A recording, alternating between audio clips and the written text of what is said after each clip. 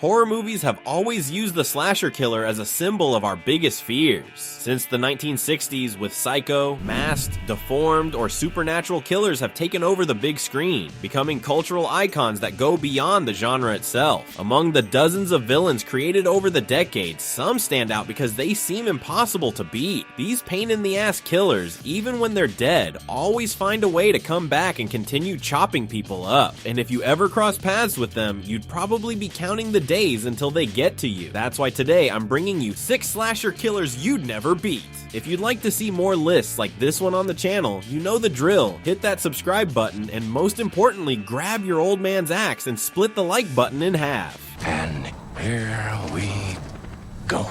The first slasher killer we have is John Carver from Thanksgiving, a movie released in 2023. But what if you were celebrating Thanksgiving and a maniac dressed as one of the city's founders started chasing you and your friends with an axe? What would you do in that situation? Released in 2023 and directed by Eli Roth, known for Hostel, Blood Holiday introduced a new masked villain who quickly gained traction in the slasher genre, John Carver. Dressed as a pilgrim, referencing the first governor of Plymouth Colony, Carver stands out because he combines the typical brutality of slashers with meticulous planning, turning every murder into a ritual tied to Thanksgiving. The choice of mask and costume isn't just for looks. Carver represents a twisted take on the holiday, which in the US is all about gratitude and family unity. By using it as the backdrop for grotesque crimes, he turns the celebration into a massacre, making people fear the holiday as it approaches. This contrast between the holiday spirit and ritualistic violence adds an extra layer of unease. Something that should evoke family joy instead becomes a reason for horror. So John Carver isn't just a physically unstoppable force. He also knows how to mess with his victims psychologically, which is bad news for them. They end up making the worst decisions, and soon they'll meet their maker. What sets John Carver apart from other slashers is his cunning. While many villains act on instinct, impulsiveness, or brute strength, Carver is more of a strategist. He sets elaborate traps, studies his victims in advance, and organizes each attack as part of a twisted show. This means you can never predict how it'll go down because the weapons and locations Carver uses are always different. This leaves you completely powerless since he doesn't use a chainsaw that you could go to the store and ask who bought it, which might bring you closer to discovering the villain's identity. With that in mind, all you can do is brace for the worst. Another signature trait of this slasher is his use of the holiday itself to perform his rituals. His victims are tied to dinner tables, roasted like part of the feast, or finished off with household items related to the holiday. This gives the character a nearly religious vibe, as if his killings are a sacrifice planned in the name of a twisted tradition. This symbolism makes it clear that Carver isn't just a killer. He sees the murder spree as a carefully crafted narrative. Also, it's obvious John Carver's got military training since this guy can hold his own in a fight. He even knocks out bigger guys like it's a walk in the park. Just like Ghostface, John Carver is, in a way, immortal. The thing is, anyone can put on his mask and keep the killing spree going. The power doesn't lie in who's wearing the mask, but in the myth it represents. Plus, let's be real, there's no shortage of psychopaths out there just itching to be the next Jeffrey Dahmer. This legacy ensures John Carver's staying power, as the villain stops being an individual and becomes a twisted tradition. Out of this list, he might be the easiest villain to defeat, but I sure wouldn't want to be in the same place as him. Hell no! The next one is Ghostface from the Scream franchise. What if you got a call from some guy with a voice that chills you to the bone? He asks you some harmless questions about horror movies, but when you get the first one wrong, he chops your boyfriend up without hesitation. Then you realize you're being hunted by a maniac wearing a ghost mask. What would you do in that situation? Out of all the slashers in pop culture, the Ghostface from Scream is probably the most human. He doesn't have superhuman strength, he doesn't come back from the dead, and he doesn't invade your dreams. Still, he's considered impossible to defeat. The explanation lies in his unique nature. Ghostface isn't a person, he's a collective identity. Every time one killer is unmasked and killed, another shows up to take their place. This trait ensures his immortality within the franchise and in the public's imagination, much like John Carver. However, Ghostface's reputation is nationwide, unlike the guy who started this list, who's known in just one town. This becomes a nightmare if you're a survivor of the massacre, like Sidney Prescott. A whole bunch of psychopaths will catch the first flight to hunt you down and finish what the first Ghostface couldn't. To give you some context, when Wes Craven released Scream in 1996, the slasher genre seemed pretty stale. The big twist was introducing a meta approach, characters who knew the rules of horror movies. At the heart of this was Ghostface, a masked killer with a simple yet striking look whose narrative strength didn't depend on supernatural powers, but rather on the mystery of who was behind the mask. This premise revitalized the genre, creating a new type of villain, not just a lone individual, but an identity that anyone could take on. In each film of the franchise, Ghostface is revealed to be a different person, whether it's a friend, a relative, a schoolmate, or someone seemingly harmless. This structure keeps the story unpredictable, while also establishing the mask as a trademark of the franchise. So the real villain isn't just the one holding the knife, but the very idea that anyone can be Ghostface. This turns the character into a kind of replicable myth, impossible to truly eliminate. Another key feature of Ghostface is the use of phone calls. Before attacking, he taunts his victims, tests their knowledge of horror films, and builds a sense of paranoia. This element is crucial because it reinforces the psychological nature of the threat. The fear doesn't start with the knife, but with the distorted voice on the other end of the line. In this way, Ghostface stretches out the terror and shows that even without supernatural abilities, he can manipulate and dominate his victims through intimidation.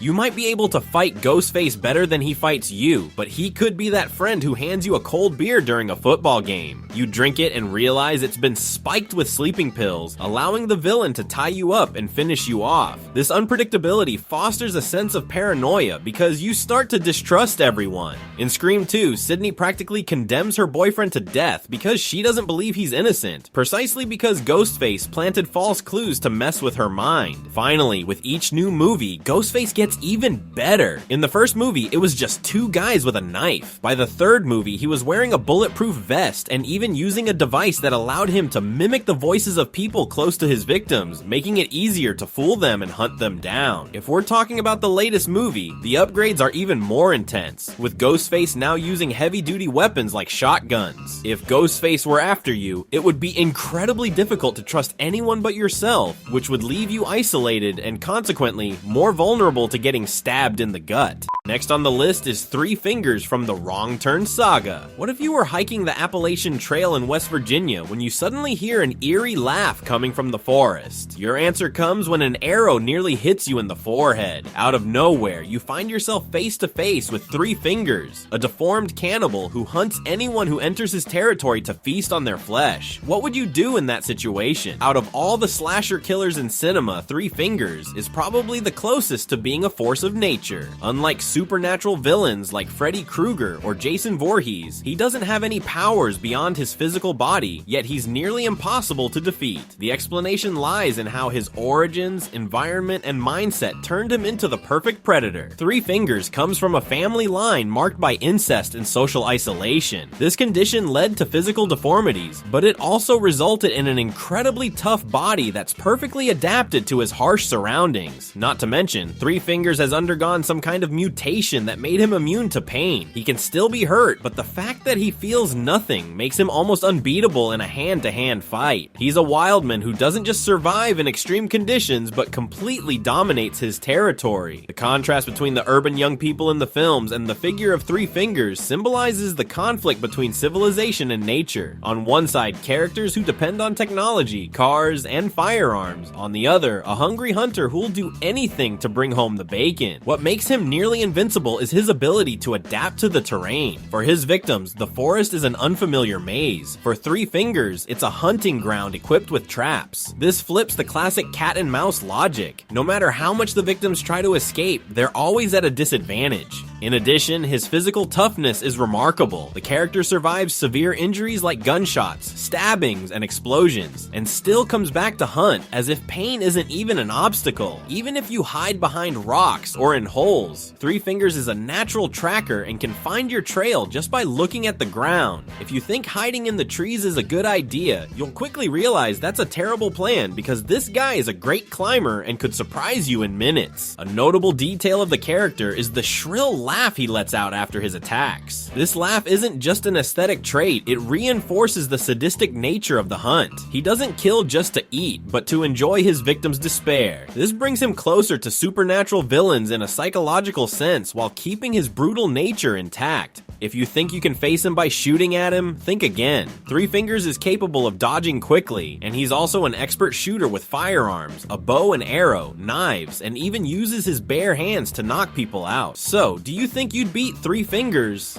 Maybe so, sir.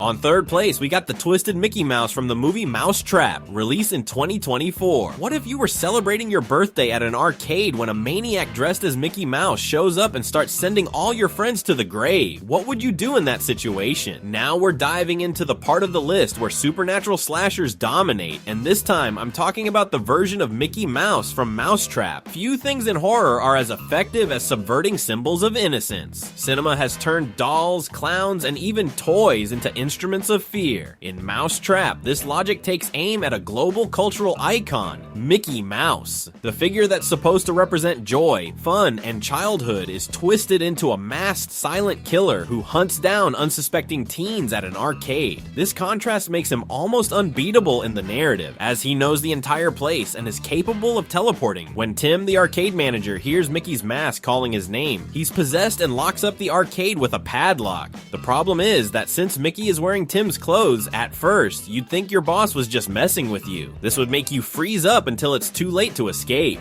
If you become his victim, your friends won't know what they're up against and will end up in the same mess soon enough. Plus, Mickey uses the environment to his advantage. He can surprise victims by hiding in a ball pit, inside a slide, and in various other spots. If you think he's just a masked maniac, forget it. Mickey even invades a bar full of hockey players and takes them all down, suggesting that he has superhuman strength. We also need to consider the existence of the mask, which can hypnotize you and even make you put it on just to be possessed by the Mickey Mouse entity. Lastly, Mickey has one of the most overpowered abilities in the slasher genre. He can teleport. The reason for this isn't clear, but Mickey uses this trick to escape when the teens think they've trapped him. His only weakness, so to speak, is that Mickey has some kind of trauma that prevents him from moving when a blinking light is pointed directly at him. Now, this means you'd need a partner to take down the villain, as one person would need to hold the light while the other goes in for the hit, which is tough when everyone's freaking out. Now let me ask you, what would you do to defeat this crazy guy? Winning the silver medal, we have Art the Clown from The Terrifier. While most iconic slashers were born in the 70s and 80s, the clown Art can be considered the modern heir to that legacy. First appearing in short films by Damien Leone and solidified in Terrifier and Terrifier 2, Art quickly claimed a prominent spot among the most disturbing villains in horror cinema. His strength doesn't just come from his brutality, but from the mix of theatricality, unpredictability, and a supernatural component that makes him nearly impossible to defeat. The figure of the clown has always carried a cultural duality. On one side, a symbol of childhood joy. On the other, the archetype of fear, known as coulrophobia. Art takes this ambiguity to the extreme. His exaggerated makeup, absolute silence, and his caricatured movements create a contrast that immediately puts people on edge. He behaves as if he's putting on a show, but the performance is always based on mutilation and suffering. Unlike other masked killers, Art doesn't hide behind a generic identity. He's unique, and his presence is always marked by a grotesque performance. The audience never knows if he's going to act with sudden violence or drag things out in a scene of macabre humor. What stands out most about Art is his creative sadism. He's not content with quick or simple deaths. Each kill is an opportunity to elevate the violence. He uses improbable objects as weapons, turning any environment into a torture stage. Art's victims rarely meet their end right away, as suffering is a key part of the scene. The violence is often exaggerated, verging on explicit gore, which reinforces the character's identity as someone who disregards all boundaries. This approach sets Art apart. While most slashers follow predictable attack patterns, he stands out because of the uncertainty he creates in his victims. It's impossible to predict his next move. In the first Terrifier, Art seems like just a sadistic human, particularly resilient. But the ending, and more importantly, the events of Terrifier 2 reveal that he has a supernatural connection. He doesn't just just survive fatal injuries, he literally comes back from the dead, suggesting that a greater evil force sustains his existence. This combination of physicality, he bleeds and takes hits, and mystical immortality makes him one of the most well-rounded villains in the genre. As if that weren't enough, Art somehow manages to track his victims, almost as if he can smell them, making it incredibly hard to escape his clutches. Like Ghostface, he can mimic the voices of his loved ones, which can lure you into a trap. Additionally, Art's ability to dress as a clown allows him to blend into birthday parties, events, and gatherings, especially around Halloween. If someone isn't afraid of clowns, they'll let their guard down and approach Art only to realize they've made a fatal mistake. If you think you could defeat Art, drop a comment below. How would you do it?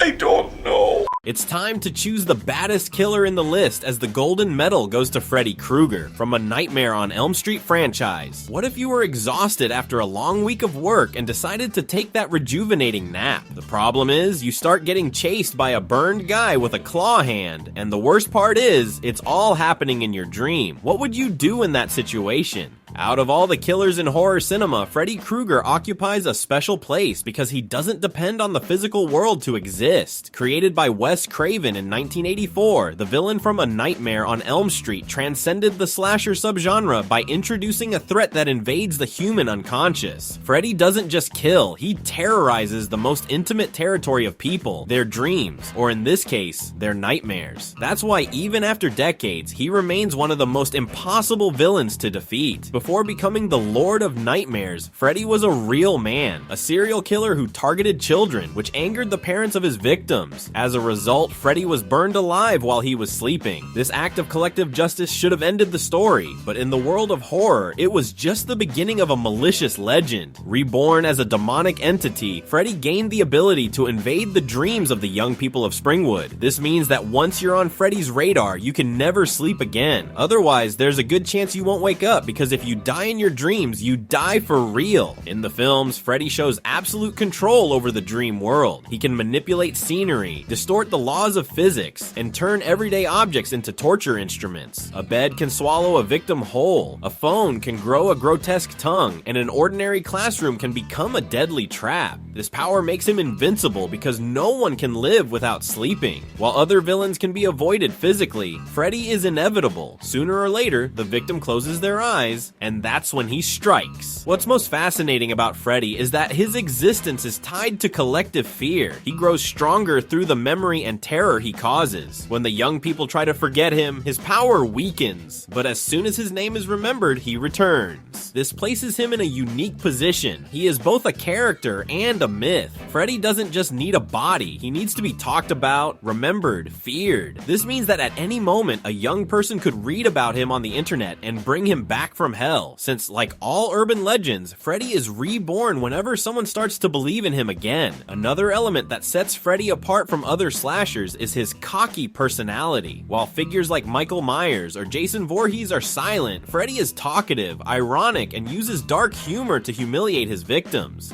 This trait creates a peculiar contrast. He scares the person and then leaves them furious, which creates a mix of emotions inside the victim, making it hard for them to think of a way out. The only way to defeat Freddy is to pull him into the real world, but after hours without sleep, you'd hardly come up with that idea, not to mention the courage it takes to approach an entity that seems to have total control over your dreams. To sum up, Freddy is impossible to defeat because he doesn't belong to the physical world. He's an entity fed by fear, sustained by memory, and by the lack of sleep. As long as there's someone who dreams, there will be room for Freddy to attack. In the end, he symbolizes human fragility in the face of our own subconscious. We can't control when we sleep, or the monsters that inhabit our dreams. When you analyze Three Fingers, Art, Freddy Krueger, Mickey, Ghostface, and John Carver, it's clear that each one embodies a different type of invincibility in horror cinema. This trait isn't just narrative, it's symbolic. Each killer survives because they represent universal fears that can't be eliminated. No matter how much the protagonists in the films try to fight, escape, or defeat them, the logic of the genre guarantees that these villains villains always come back.